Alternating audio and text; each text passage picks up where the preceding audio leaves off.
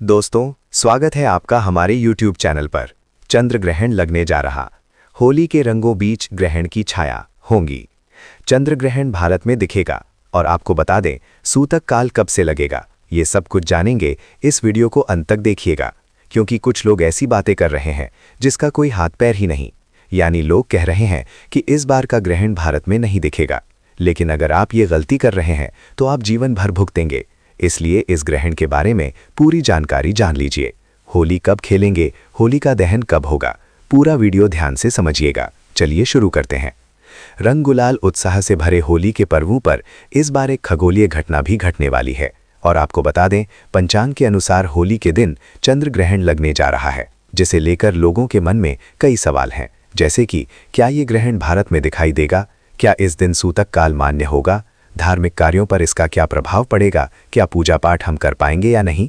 देखिए, अभी इससे पहले सूर्य ग्रहण लगा था, लेकिन वो भारत में नजर नहीं आया था, इसलिए इसका कोई भी सूतक काल वगैरह मान्य नहीं हुआ। अब 2026 का ये पहला चंद्र ग्रहण है। इस साल का ये पहला चंद्र ग्रहण 3 मार्च को पड़ेगा।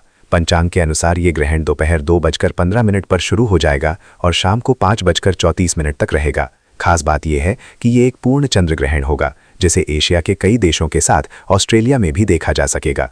क्या ये ग्रहण भारत में दिखाई देगा, तो साल का पहला चंद्र ग्रहण इस बार भारत में देखा जा सकेगा। खासतौर पर पूर्वी भारत में इसका नज़ारा सबसे स्पष्ट होगा। अरुणाचल प्रदेश, असम, नागालैंड, मणिपुर, मिजोरम में ये चंद्र ग्रहण पूर्ण और अधिक स्पष्ट दिखाई देगा। वहीं कोलकाता, गुवाहाटी, ईटानगर, आइजोल जैसे शहरों में भी ग्रहण बेहद आकर्षक रूप से नजर आएगा। इसके अलावा दिल्ली, मुंबई, बेंगलुरु, चेन्नई, लखनऊ, जयपुर सहित देश के कई अन्य हिस्सों में आंशिक चंद्र ग्रहण के रूप में दिखाई देगा।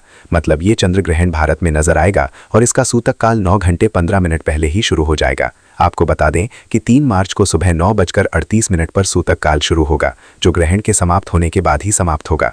इसलिए भैया गर्भवती महिलाओं को 3 मार्च के दिन सावधान रहना है। सुबह से ही कोई भी चीज़ें ना काटनी है, ना सिलाई करना है। फल सब्जी को भी नहीं काटना है। चाकू का इस्तेमाल मत करिएगा, नुकीली चीज़ों का इस्तेमाल मत करिएगा। 3 मार्च को कोई भी कहे अगर ग्रहण नहीं लग रहा तो सिर्फ आपसे झूठ बोल रहा, बेवकूफ़ बना रहा। इसलिए 3 मार्च को सूतक भी लगेगा और ग्रहण भी होगा। इस बार होलिका दहन पर चंद्र ग्रहण का साया है, क्योंकि 3 मार्च को ही होलिका दहन होगा और इसी दिन सुबह से ही होलिका दहन के दिन चंद्र ग्रहण लग रहा। सूतक शुरू हो जाएगा। सूतक काल में क्या करते हैं और किन बातों से बचिएगा। धार्मिक मान्यताओं के अनुसार सूतक काल के दौरान कुछ कार्यों को करने से परहेज की सलाह दी जाती है। पहले तो भगवान जी को छुआ ही नहीं जाता है, मंदिर के कपाट बंद होंगे और पूजा पाठ नहीं होगा, विवाह नहीं होगा, गृह प्रवेश नहीं होगा, मांगलिक कार्य भी नहीं होंगे, भोजन पकाने तक के काम नहीं होते हैं। ग्रहण से बचने के लिए लोग पहले से ही बने भोजन में तुलसी की पत्ती मिला देते हैं। साथ ही गर्भवती महिलाओं को तो इस अवधि में विशेष सावधानी रखने की सलाह दी जाती है। इसलिए 3 मार्च को चंद्र ग्रहण रहेगा और 3 मार्च को जब चंद्र ग्रहण समाप्त होगा उसके बाद ही होलिका दहन होगा। यानी 3 मार्च को चंद्र ग्रहण समाप्त होने के बाद 6:30 बजे के बाद होलिका दहन होगा और 4 मार्च को धूमधाम से होली खेली जाएगी।